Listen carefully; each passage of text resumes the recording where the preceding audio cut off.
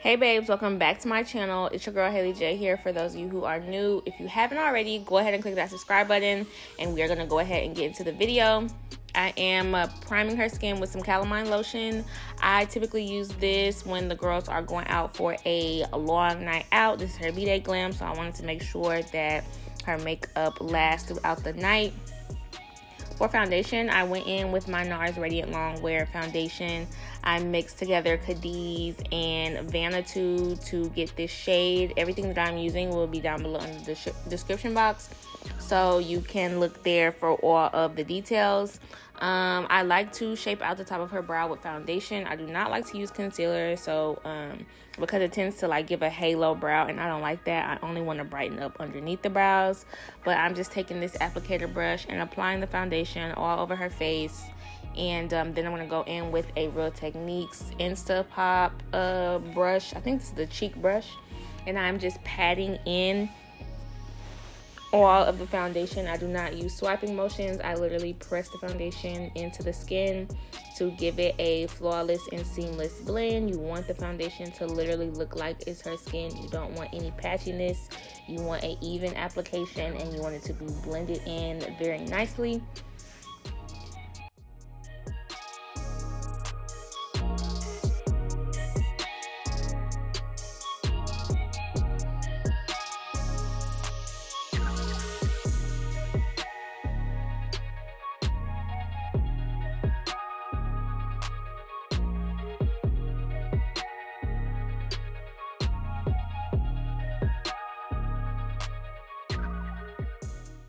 For concealer, I went in with my Tarte Shape Tape, and I applied that in all the areas that I want to highlight and brighten up the face. So definitely underneath the eyes, on top of her lip, her chin, the bridge of her nose, and then her forehead.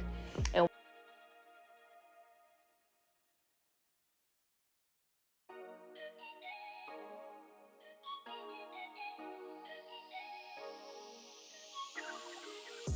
while I'm allowing that to dry, I like to go ahead and start on the brows. This helps me to just stay efficient when doing the face and just kind of multitasking. So I'm taking my Morphe micro brow pencil in Java and just go ahead and filling in her brows.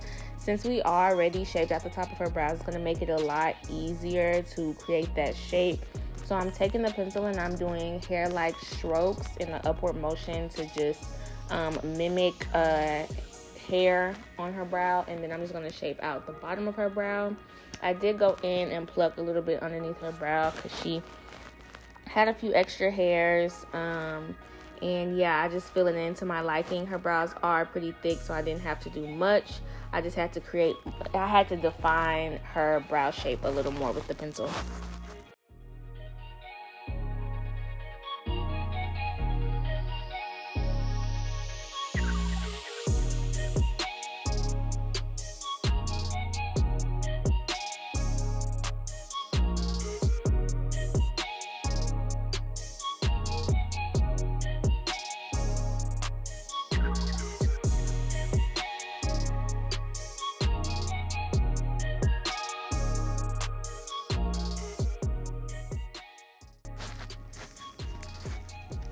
So now that I've let that concealer dry down, I am taking that same foundation brush and blending out those edges. I went ahead and blended out the forehead and the chin. And then for the inner corners, I went in with a lighter concealer just to brighten her face up just a little bit more. And while I'm allowing that to dry, I'm taking those first concealer shades and carving out her brow underneath. And I really just like to use a flat brush because it just helps me to shape out the brow, and I don't have to do as much work. I just lay it flat and guide it along her brow bone, and it kind of does the work for me.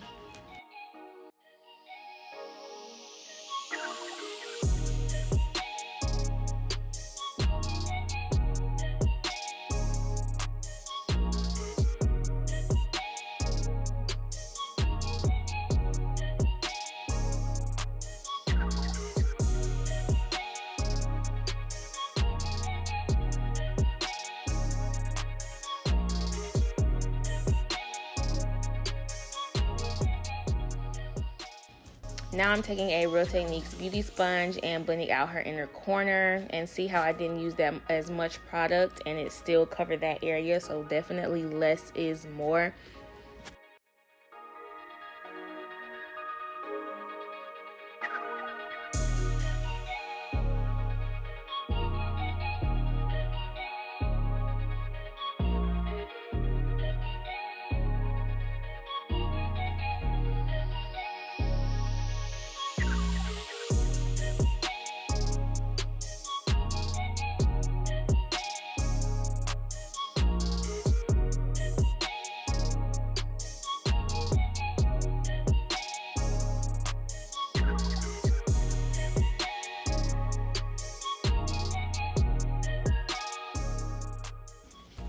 So I'm just taking that sponge and blending this out. For powder to set this in and lock it in, I'm using the Derma Blend translucent powder and literally layering it on. I did not like to bake besides when I like to do a little bit more contour on the sides of the nose.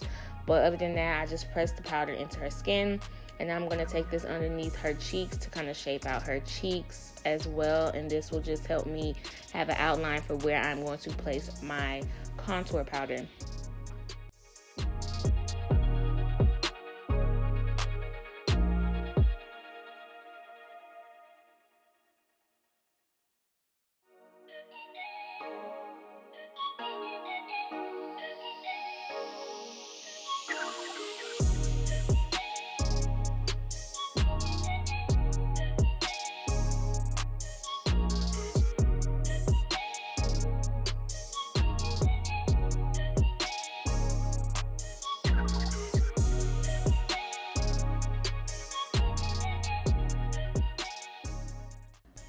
The contour powder that I'm using is a black opal pressed powder, and I'm literally taking my Morphe E4 brush and pressing it in because the area is still a little wet from the foundation. So I want to make sure I press this powder on and not swipe, because that's how you can create a muddy looking contour. So I'm just placing that on the hollows of her cheeks, her forehead, and then I'm going to go down the sides of her nose as well.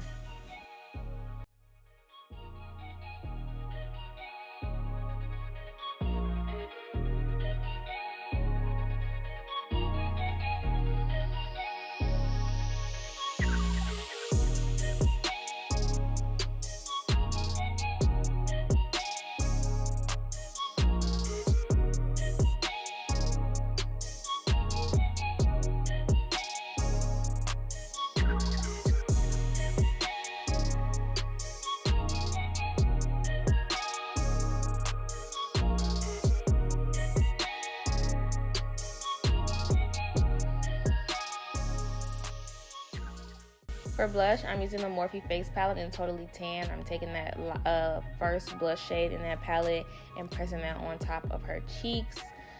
The camera did cut out on me, so I went ahead and just applied her eyeshadow.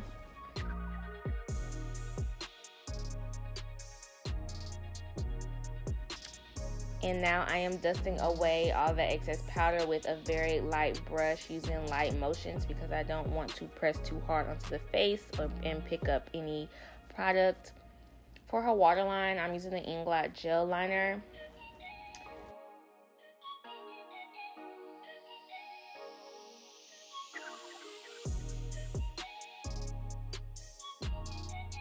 And this is her feeling herself, making a TikTok.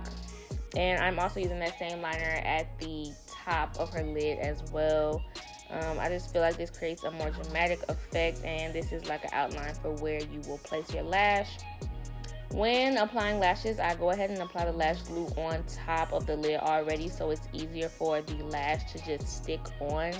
The body heat allows the glue to get a little tacky, so it makes the lash just stick on easier. And here I'm just applying a little mascara to her lashes. For lips, I'm using the LA Girl Pro Precision Eyeliner Pencil in brown, and I mix it with the Morphe liner in Vibes. I am trying to mimic the Morphe liner in Trendsetter. It's my favorite, but I don't have it right now. For lips, I'm honestly not sure what I use. I mix together a lot of stuff, concealers sometimes. But for the gloss, I did use the NYX Butter Gloss in Fortune Cookie.